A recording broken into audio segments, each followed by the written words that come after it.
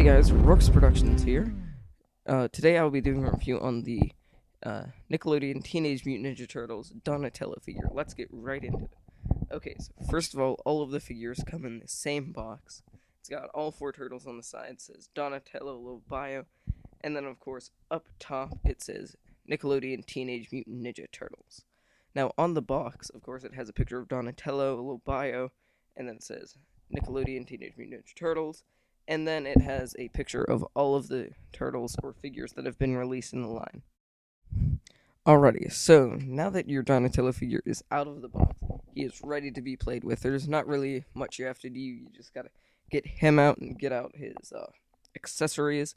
And yeah, so overall, he's one of my favorite figures in the line.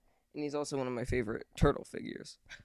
Okay, so first up, let's go over the articulation, because this figure has got some pretty good articulation. He can bend at the knees, and then on his thighs, he can go inwards, outwards, and it can also somewhat spin around. It can't spin around too good because his shell. And then, of course, same with the legs, with the arms. So he can go inwards, outwards. He can bend at the elbow, and of course, his hand can spin around so that you can hold weapons better or really hold anything better. Okay, so another reason why this figure is really good is because these figures are built really sturdy, or pretty sturdy. So if you're gonna like chuck him at a wall or something, he should be good. I'm not saying chuck him at a wall, but he probably would be okay.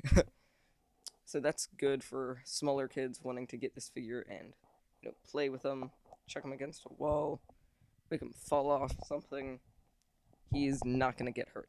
So that's really good about this figure, or all of the turtles at least.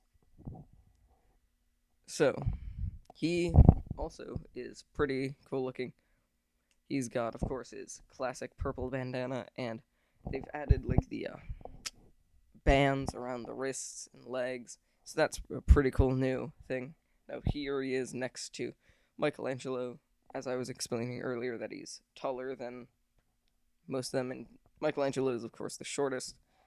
Okay, so I'm going to go over the accessories, and then I'm going to go over a comparison between other figures, and also a size comparison between him and the other turtles. So let's go do that. Okay, so now we're going to go over the accessories. So, of course, Donatello does come with his classic bow staff. So, of course he's got to have his bow staff, or else, it wouldn't be a Donatello figure. Okay, so this one's one of my favorite accessories that it comes with, mainly just because it's a bit more practical than just a stick. It's basically just a stick with a knife on it. It's a bow staff with a knife, so that's pretty cool. Okay, so he also comes with a weird nunchuck. It's like a triple nunchuck. I don't know the name of it. It's some sort of triple nunchuck. I'm just gonna call it a triple nunchuck for now. And yeah, it looks pretty cool. I don't really see why you'd need a triple nunchuck. Okay, so also he comes with two shurikens, or throwing stars. So yeah, those are pretty nice. Those, of course, can't fit in his hands. You do have to kind of put them in there, but yeah, pretty good. So, now let's go over the comparisons. Okay, so, as you can tell, I said I was going to do a comparison, so I'm doing a comparison. Okay, so, let's start from left to right.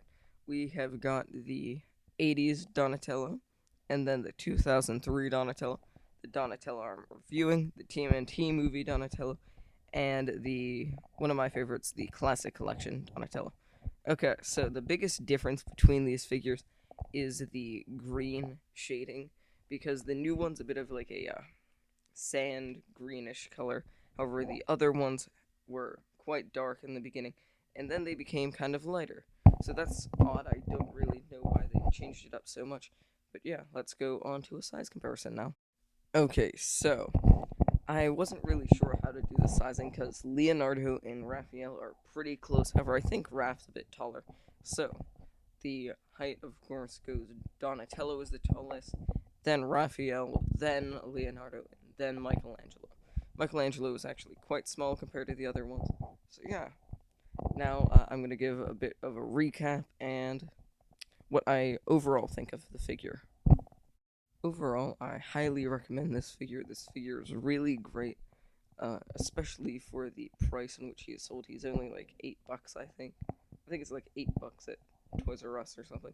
So yeah, he's a pretty good price. So yeah, not really anything to complain about in the figure. So yeah, I hope you guys enjoyed this review. This has been Works Productions. See ya.